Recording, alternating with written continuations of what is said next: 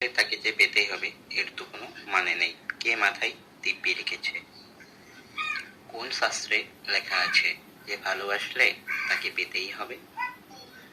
ভালো তো দূর থেকেও বাসা যায়, গ্যালারিতে তার ছবি জমানো যায়, ফোনের প্লেলিস্টে তার কণ্ঠ জমানো যায়,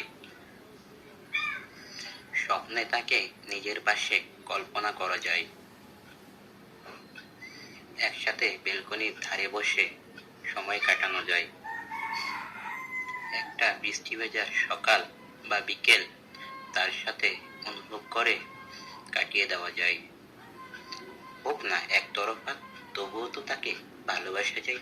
প্রিয় মানুষটাকে কল্পনা করতে কার না ভালো লাগে? প্রিয় মানুষটাকে কল্পনা করে সারা জীবন পার করে দেওয়া যায়। ভালোবাসে শুধু যে তাকে।